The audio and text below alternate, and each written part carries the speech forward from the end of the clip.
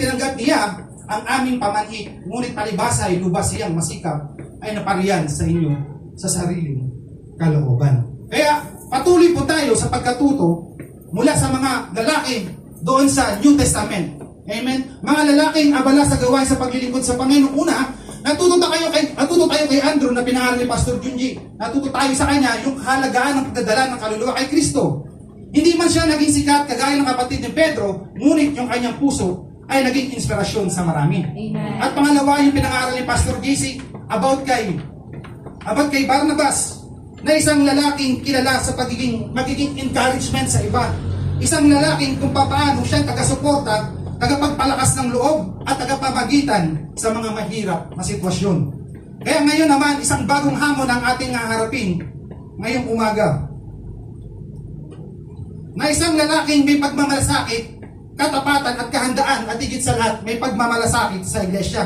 Isang lalaking hindi gaano napapansin, ngunit may malaking papel sa gawain ng Diyos. At ito ay katuwang ni Paul sa pagmiministry at siya ay si Titus. Amen. Amen? Kaya yung title ng ating title ng ating preaching, Titus First Man on the Ground. Amen. Amen. Kaya palakpakan natin ang Panginoon ito. Ano ba ang ibig sabihin ng Titus na pangalan sa Bible? Titus means honorable o honored, worthy, respected o kagalang-galang. Tingnan mo ngayon katabi mo kung ang galang-galang yan. Sobra. Sino ba si Titus? Si Titus ay isang Griego, isang hintil siya. So ibig sabihin, hindi siya isang Hudyo na mababasa natin sa Galatians 2:3. Kahit na isang Griego, ang kasama kong si Tito, si Pablo yung nagsasalita dyan, no? Hindi nila pinilit na magpatuli ito. Nagets nyo? Amen. Ibig sabihin kasi noon, yung mga hentil ay hindi talaga tuli. Kaya yung pangyayari niyan sa Galatians 2:3 ay mababasa natin sa Acts 15:1-5. At ganito yung sinasabi. Si Pablo dito, yung nagsasalita, may dumating doon na ilang taong mula sa Judea na nagturo sa mga kapatid. Kapag hindi kayo nagpatuli, ayon sa kaugaliang itinuro ni Moises, hindi kayo maliligtas. Para yun sa mga hintil, Hudyo ang mga kasi pagtutuli noon ay para sa mga Hudyo. Mahigpit itong tinutulan ni na Pablo at Bernabe at naging mainitan ang kanilang pagtatalo. Yung pagtatalo nila dyan, alam niyo kung sino yung kalaban nila sa pagdidebate? Si Pedro at saka si Santiago. Kaya nagpasyang papuntahin si Jerusalem sina Pablo at Bernabe at ilan pang kapatid na taga-Antioquia upang ang suliraning ito ay sangguni sa mga apostol at sa matatandang pinuno ng iglesia. 3. Isinugungan nila ng iglesia at pagdaan nila sa Phoenicia at Samaria, ibinalikat nila roon na marami ng mga hintil ang nahikayat sa pananampalataya. Ito na may labis na ikinagalak ng mga kapatid. Pagdating nila sa Jerusalem, malugod silang tinanggap ng mga apostol, ng mga matatandang pinuno at ng buong iglesia. Isinalaysay nila ang lahat ng ginawa ng Diyos sa pamamagitan nila. At pang-5, ngunit tumayo naman ang ilang mananampalatayang kabilang sa pangkat ng mga Pariseo at kinalang sinabi, kailangang tuliin at utusang tumupad sa utusan ni Moses ang mga hintil na sumasampalataya. Kaya yung pangyayaring yan na nakipagdebate si Pablo sa mga apostol ay tungkol sa pagtutuli. Kailangan natin pasadaan ng konti si Pablo dahil connected si Pablo kay Titus. Katulad ni na Andrew at Barnabas na pasadaan din si Pablo. Kaya dito kailangan natin pasadaan si Pablo. Ipinaliwanag dyan ni Pablo na yung pagtutuli ay para sa mga Hudyo lamang.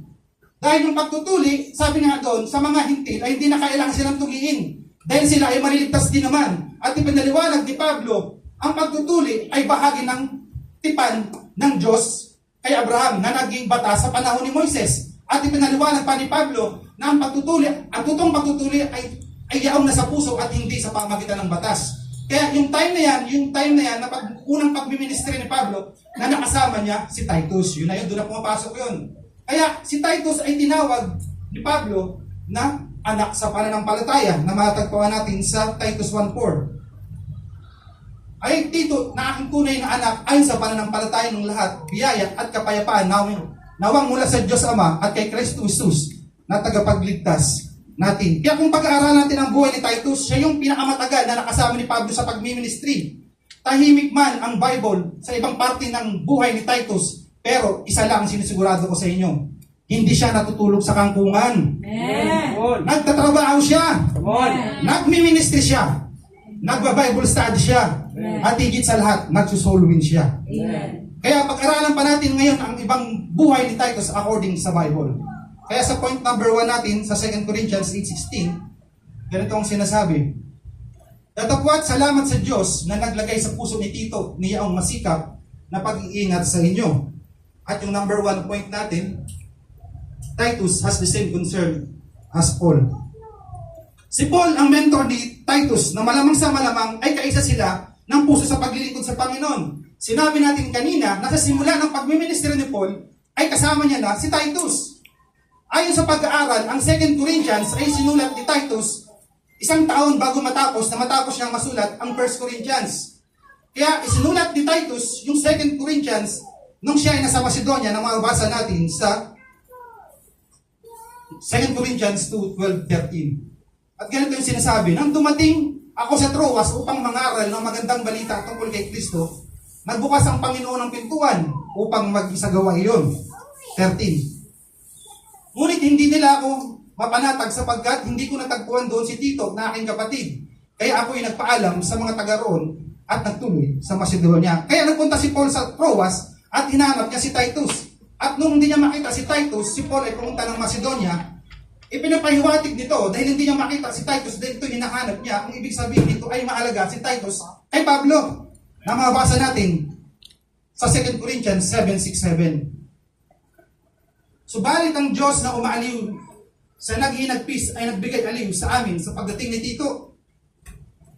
Hindi lamang sa pagdating niya ang nakaliw sa amin, maging ang pag-aliw na yun sa kanya ay nakaliw din sa amin. Ibinalita niya ang kaniyang pananabik na ako'y makita ang inyong kalukutan at pagmamalasakit sa akin kaya't lalo pang nagalak. At nakita si Paul at Tito sa Pilipay na isang lugar sa Macedonia at ito yung church na tinutukoy ni Pablo sa 2 Corinthians 8:1-6.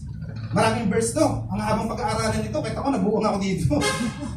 Mga kapatid, nais namin malaman ninyo ang ipinapakitang kagandahang loob ng Diyos sa mga iglesia sa Macedonia.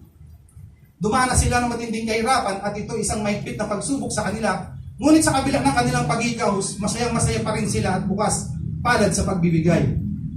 Sila'y kusang loob na nagbigay, hindi lamang sa abot ng kanilang kaya, kundi higit pa. Alam ko ito sapagkat mahigpit nilang ipinakiusap sa amin na sila'y bigyan ng pagkakataong makatulong sa mga kapatid na nangangailangan.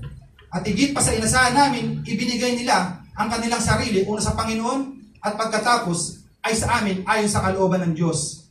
At last verse, kaya pinakiusapan namin si Tito dahil siya ang nagsimula ng gawain ito na kayo'y tutulungan niya hanggang sa maubos ang pagkakawang gawa niya. At bakit natin sinasabi ang mga bagay nito? Kasi sinasabi sa, balikan natin yung 2 Corinthians 7:6-7. Ito, no? Kaya nung nakita sila sa Corinto, nalaman niya na si Paul ay pumunta ng Troas at ang nangyari, nagkasalubong sila sa Pilipay na isang lugar sa Macedonia. At yung time na yon, na nagpapalakas ng mga mananampalataya si Pablo, ay pinalakas din ni Tito si Pablo. Kaya't maunawaan natin kung ano yung kabigatan ni Titus sa gawain. Dahil si Titus ang tagadala ng sulat ni Pablo sa mga taga-Corinto. At kalakip nito, hindi lang siya tagadala ng sulat, siya rin ang taga-kolekta ng mga abulon sa kanila na mababasa natin sa 2 Corinthians 9:1. 2 Corinthians 9:1. Wala. Meron. Yun. Meron.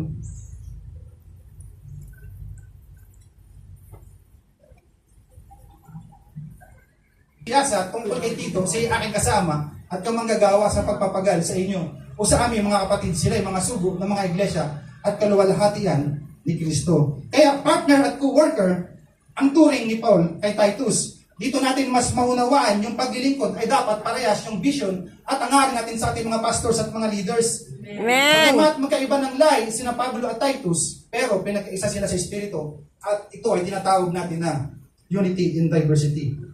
Nawa sa ating kapanahunan as a church ay maging ganito ang puso at hangarin natin. Ang pusong nais maparangalan ay ang Panginoong Hesukristo. Dahil kung nagkakaisa tayo, sa pagmamalasakit na mapalakas ang bawat isa, hindi posibleng maulit sa panahon natin ngayon ang pagdami ng pananampalataya kay Kristo Jesus noong panahon na Pablo at Titus. Amen. Kaya tanong, kaisa ka ba ng iyong mentor sa vision na magamit sa paglago ng gawain? Amen. Ang pagiging kaisa ng iyong mentor sa vision ay nangangahulugan ng pareho kayong may puso na mapahalago ang gawain ng Panginoon. Hindi para sa sariling kapurihan, kundi upang maraming tao ang makakilala kay Jesus. Sa paglago ng gawain, ginagamit ng Diyos ang iba't ibang tao bilang tulay sa mga taong handang maglingkod, magbahagi at mag-abot ng pagmamahal ng Diyos sa iba. Kung minsan ang mga taong ito ay simpleng manggagawa, kaibigan, kapamilya, o kahit estranghero pa man, pero ginagamit sila ng Diyos upang maabot ang hindi nila nakakilala kay Jesus. Amen. Kaya sa ating lesson, kung ang lahat ay nagkakaisang puso at hangarin, maluwalhati si Lord, hindi posibleng makilala ng buong mundo si Lord. Amen. Kaya sa paano natin ang Panginoon, at hindi mawala ang kabako. Nanginginig yung naman talaga. Kaya sa 2 Corinthians, Amen. sabi ko kanina, no, yung iba, hindi sila makapagsabi ng initiative kasi wala sila nun. Hindi ko sinasabi dahil sa inyo, kasama rin ako dyan. Kasama din ako dyan. Kaya, ano ba ang ibig sabihin ng initiative? According sa Bible, the ability and willingness to take action independently, especially before others do or without being told. Amen. At sa Greek, ang ibig sabihin sa Greek nun, ang authoritus, voluntarily of one's own initiative, self-motivated. Ibig sabihin nito ay kusang loob na pagkilos mula sa sariling puso. Hindi dahil sa may nag-utos o na-pressure sa utos.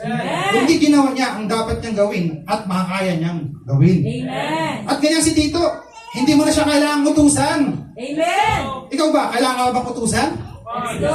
Kailangan pa bang sabihin na gawin mo to, gawin mo yon? Amen. Hindi mo na kailangan siyang pagsabihan ng paulit-ulit. Amen. Ikaw 100 times na sinasabi siya, hindi ka pa rin gumagawa.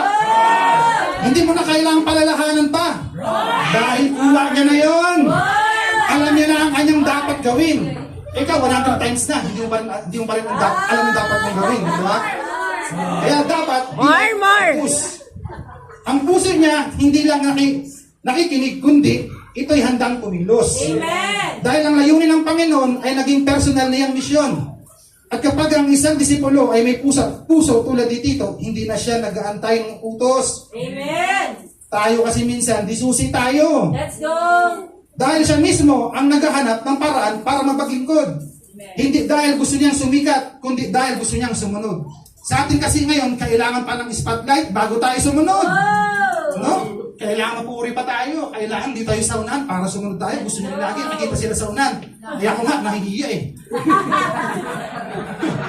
Tumatangking nga ako eh. Apat na araw ako nagkasakit. Sabi ko, bro, ayaw ko mga haroy. Nanginginig ako.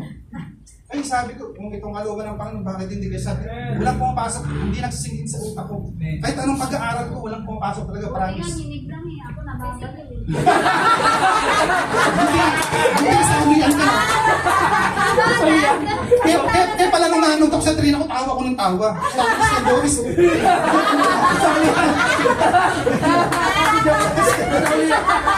Tuloy tayo.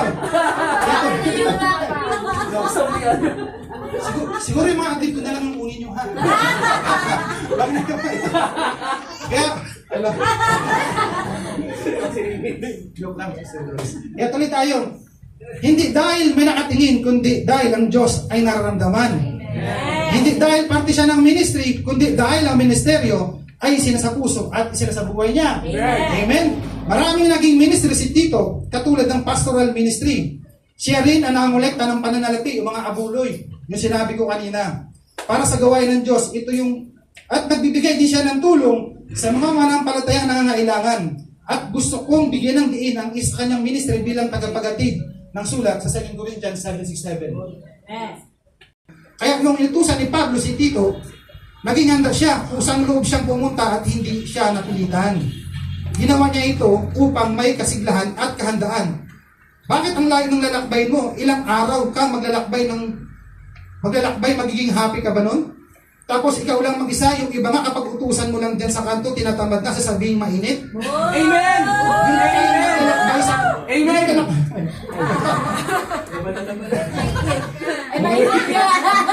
Marami siguro nung dito. Ayan, nasaan ako?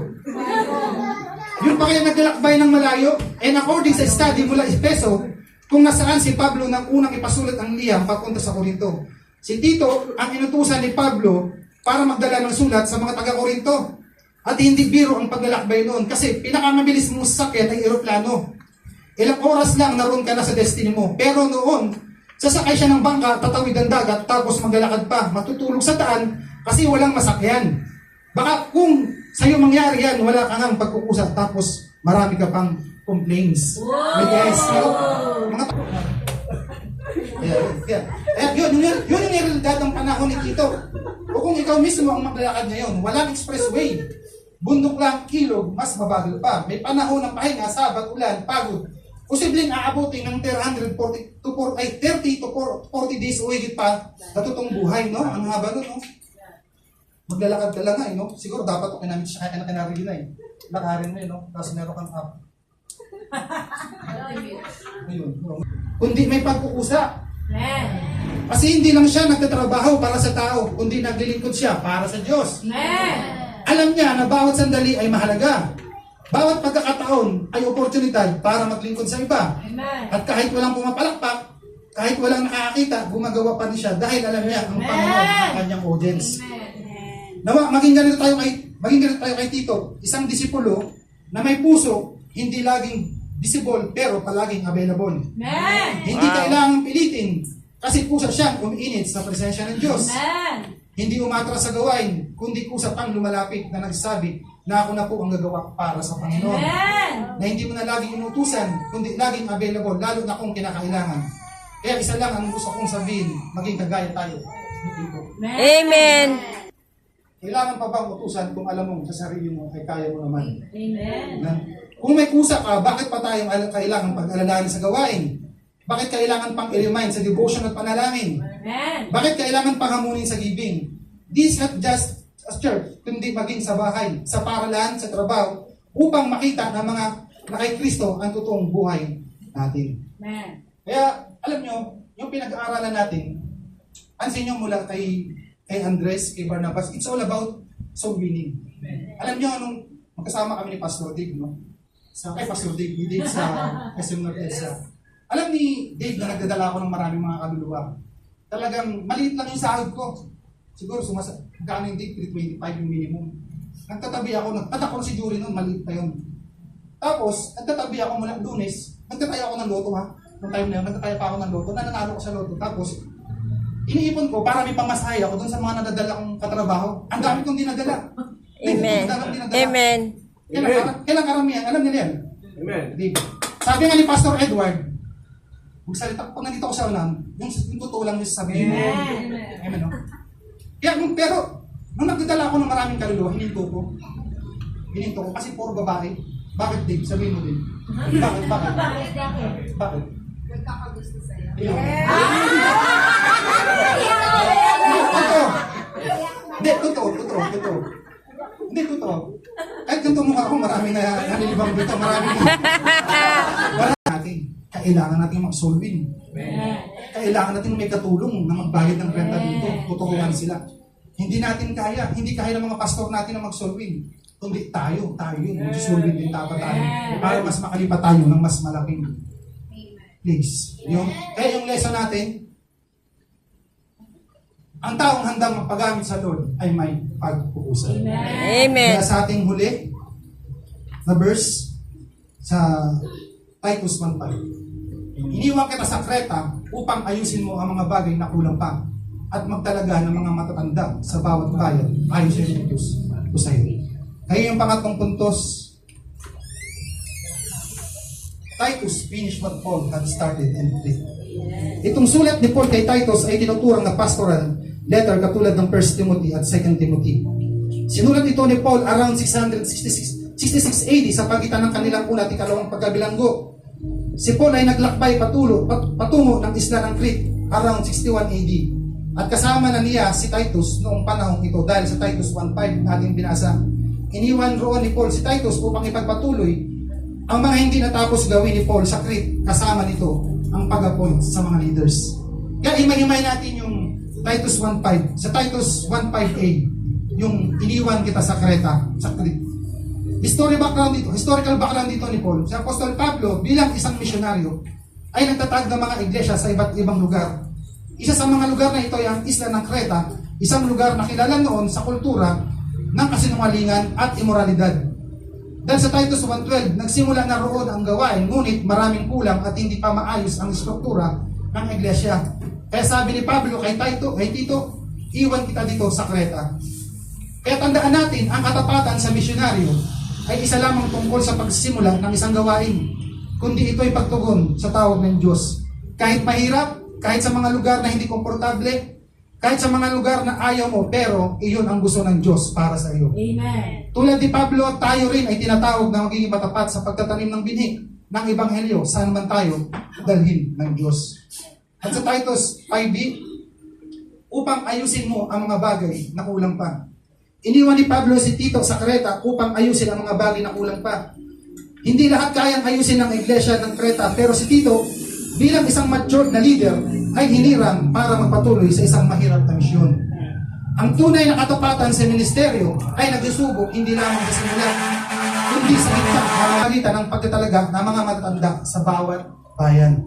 At sa Titus 1:5c, at nagtalaga ang mga matanda sa bawat bayan. Sa pamumuno ni Tito, na-organisa ang iglesia sa Creta. Naitatag ang mga leader, mga tagapanguna na siyang susi sa spiritual health ng iglesia. Hindi lang siya nag-observe, siya ay kumilos, nagtapos at nagtayo ng mga leader at nagpatuloy ng gawain. Kaya minsan, ang katapatan ay makikita sa pagtatapos ng iniwang gawain ng iba. Hindi natin kailangang maging original para maging matagumpay sa paningin ng Diyos. Ang malaga ay maging tapat sa papel na binibigay sa atin ng Diyos ay pagpatuloy ang nasimulan. Amen. Ganyan din po ang ministry. Hindi lahat ay tinawag para pioneer o tagapag-umpisa. Ang iba ay tinawag upang magpatuloy at ang ilan ay para magtapos. Amen. Ngunit sa harap ng Diyos, pantay-pantay ang halaga at katapatan sa anumang bahagi ng ministeryo. Kaya tanong, ipagpapatuloy mo ba ang pangitain ng iyong pastor kahit wala na siya? Nawagpulaan natin si Titus na nagkaroon tayo ng pagmalasakit at tapusin anuman yung mga bagay na nasimulan ng ating mga leader, ng ating mga pastor. Nawa, kung paano kaisa tayo sa vision ng ating pastor, ay pagpatuloy nawa natin ang vision kahit wala na siya.